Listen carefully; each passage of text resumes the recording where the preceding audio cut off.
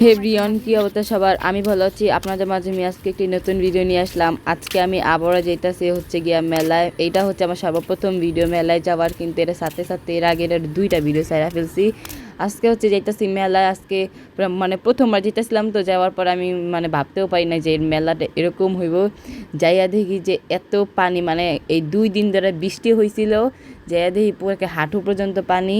এই পানিতে কেউ ওই মেলা মানে আসতেই পারতাছিল না, মানে ঢুকতেই পারতাছিল না। এখন কি মানে যামু না ভাবতাছিলাম। এখন খালি দেখা খালি হাসি পাইতাছিল। দেখতে পারতাছেন মেলার কি অবস্থা, এই যে দেখতে পারতাছেন। আর গাইস, এই হাঁটু পানির মধ্যে আমি আর আমার ফুফাতো বোন লামিয়া এই নাইমা গেলাম এই মেলার মধ্যে এক্সপ্লোর করার জন্য। দেখতে পারতেছেন হাঁটু পানির মধ্যেও মেলা বইছে, তাও মানুষ আইতাছে এই মেলার মধ্যে। দেখতে পারতেছেন মেলার মধ্যে কত কিছু আসছে। এখন এই কি বলবো, আমি কিছুই বুঝতেছি না। গাইস, মেলার মধ্যে নাগরদোলা, নৌকা আরও অনেক কিছুই আসছিল। এটার মধ্যে খালি এই নৌকাটাই চলতেছিল, তাই আমি ভাবলাম যে নৌকাটাতে উঠি।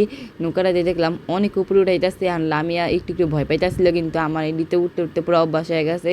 আমার একটু ভয় লাগে না, আরও বেশি মজা লাগে উঠতে। তাই ঝটপট একটা টিকিট নিয়ে, মানে 2টা টিকিট নিয়ে আমি আর লামিয়া বসে পড়লাম এই মেলার মধ্যে, মানে কি গাই নৌকার মধ্যে।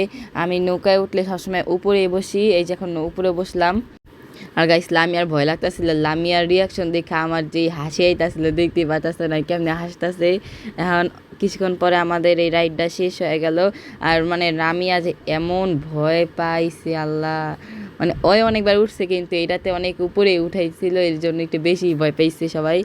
আর নৌকায় উঠে তো সবাই কেউ ভয় না পাইলেও হুদাই চিল্লাচিল্লি করে। তোমারও কিছু চিল্লাচিল্লি ভিডিও মানে ভয়েস শুনাই।